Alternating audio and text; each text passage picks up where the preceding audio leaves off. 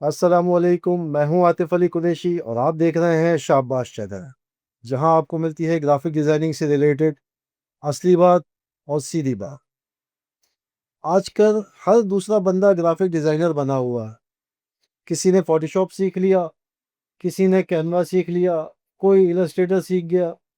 अब वो ये समझता है कि मैं डिज़ाइनर बन गया हूँ। फिर जब रियलिटी हिट करती है, तो क्या होता है? कस्टमर आपके डिज़ाइन रिजेक्ट कर देता है, प्रिंट सही नहीं आते, फेल हो जाते हैं, या फिर डिज़ाइन जो है वो प्रोफेशनल फील नहीं देता। क्यों? क्योंकि सॉफ्टवेयर ऑपरेट करना और डिज़ाइनर होना, ये दोनों अलग-अलग बातें हैं। जी हाँ, आज मैं आपको बताऊँगा जो आपको आज तक ना किसी इंस्टीट्यूट ने बताया होगा, ना ही कोई यूट्यूब ट्यूटोरियल इस तरह से बताएगा, बल्कि 20 साल के तजुर्बे से निकली हुई सीधी बात और असली बात।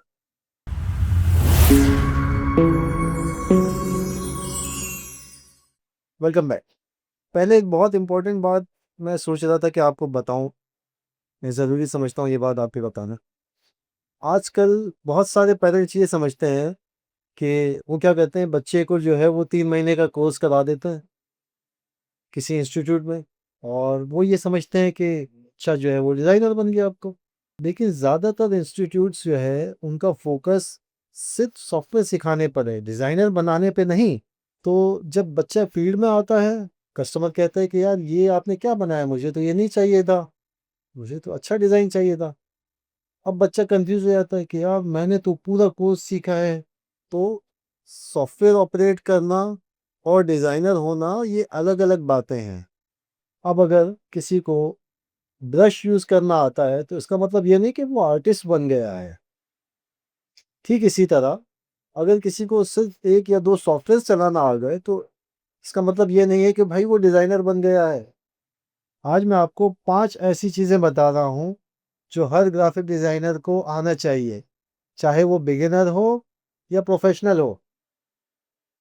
पहली चीज़, टाइपोग्राफी की समझ होनी चाहिए। सिर्फ फ़ॉन्ट चूज़ करना टाइपोग्राफी नहीं होता, बल्कि कौन-सा फ़ॉन्ट कहाँ सूटेबल लगेगा ये समझ होनी चाहिए। स्पेसिंग कैसे देनी है, ठीक है? गैप कैसे देना है, हेडर का फ़ॉन्ट कैसा है, बॉडी का फ़ॉन्ट कैसा है। जो सबसे ज़्यादा गलती जो बिगिनर्स यहाँ करते हैं, वो यही है। एक गलत फ़ॉन्ट आपका पूरा आर्टवर्क बर्बाद कर सकता है, चाहे डिज़ाइन में बाकी सब कुछ सही क्यों ना हो। तो दूसरी चीज़, कलर्स की आपको समझ होनी चाहिए। जी हाँ, कौन-सा कलर किसके साथ काम करता है, कौन-सा किसके साथ अच्छा नहीं लगेगा, ये समझ होनी चाहिए। कलर्स की साइकोलॉजी को आपको समझना पड़ेगा। ये इमोशंस हैं, जो कन्वे किए जाते हैं। इसके ऊपर पूरी डिटेल में बात करेंगे सीज़न 5 के अंदर, रंग के नाम से सीज़न है। उसमें पूरी डिटेल उस कलर की दुनिया है, उसमें बात करेंगे इसमें। अभी के लिए सिर्फ़ इतना याद रखो कि कलर्स जो है वो सिर्फ़ खूबसूरत दिखने के लिए नहीं होते, ये मैसेज कन्वे किए जाता है। कलर्स बोलते हैं।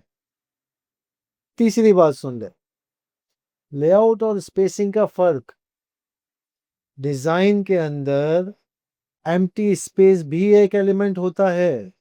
जी हाँ, जब आप चीज़ें ठूस-ठूस के अपने डिज़ाइन में भर रहे होते हैं, तो डिज़ाइन भी बोलता है कि यार ये कोई नया बंदा है। तो व्हाइट स्पेस को जो है रिस्पेक्ट देना सीखो, ये भी एक एलिमेंट है भाई। चौथी बात, क्लाइंट कम्युनिकेशन।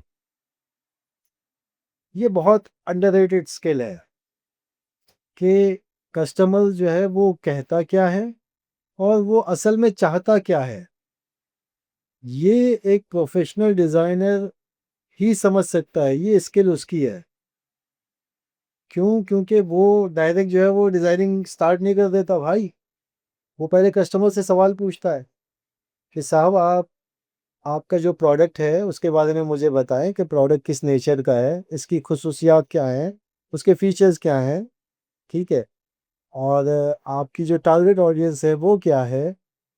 लग्ज़री है या लोकल है मार्केट? किस मार्केट को आप टारगेट कर रहे हैं, ठीक है? जो डिज़ाइन हो रहा है वो सिर्फ सोशल मीडिया के लिए डिज़ाइन किया जा रहा है, या प्रिंट के लिए भी होगा, या पूरी एक कैंपेन रन होगी। तो ये तमाम सवालात जो है, ये एक प्रोफेशनल डिज़ाइनर अपना काम शुरू करने से पहले कस्टमर से पूछता है कि ये क्लाइंट कम्युनिकेशन है। तो पांचवी चीज़, फाइल फॉर्मेट्स क्या होती है? आपको सुनने में आम सा लग रहा होगा, लेकिन असल गेम यही होता है।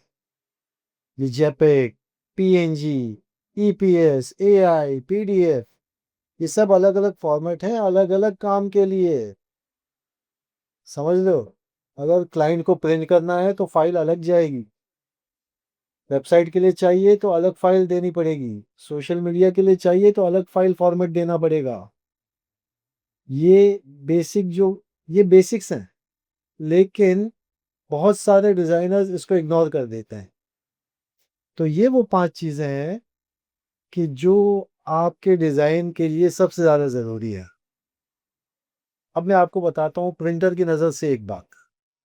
ये तो डिजाइनर की बात हो गई ना, और प्रिंटर की नज़र से भी एक बात सुन लें।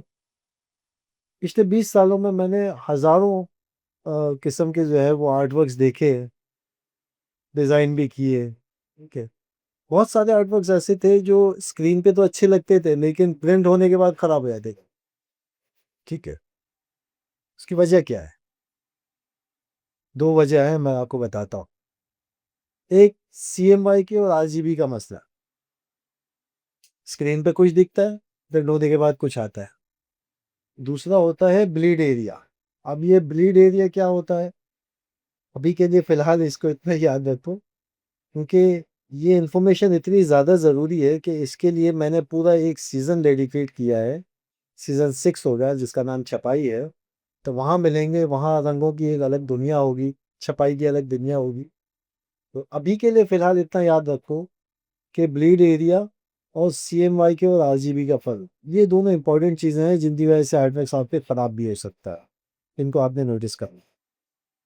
तो आज की असल बात ये थी कि ग्राफिक डिज़ाइन सिर्फ किसी सॉफ्टवेयर का नाम नहीं है, ये एक स्ट्रैटेजी है, कम्युनिकेशन है, ऑब्जर्वेशन है, और प्रोडक्ट की अंडरस्टैंडिंग है। तो जिस डिज़ाइनर को इन तमाम चीज़ों की समझ आ जाती है, उसका वैल्यू ऑटोमेटिकली मार्केट में बढ़ जाता है कि यार इसको सिर्फ सॉफ्टवेयर चलाना नहीं आता, ये उन तमाम चीज़ों को भी समझता है कि जो असल डिज़ाइनर के पास होनी चाहिए। तो ये तमाम चीज़ें आप क्यों नहीं सीखते? शाबाश को ज्वाइन करो, सब्सक्राइब करो, और इस पूरी जर्नी में हमारे साथ हो जाओ। सिर्फ सॉफ्टवेयर की हद तक नहीं रहेंगे हम, प्रॉपर ग्राफिक डिज़ाइनर किस तरह बनता है उस पे बात करेंगे, असली बात करेंगे और सीधी बात करेंगे।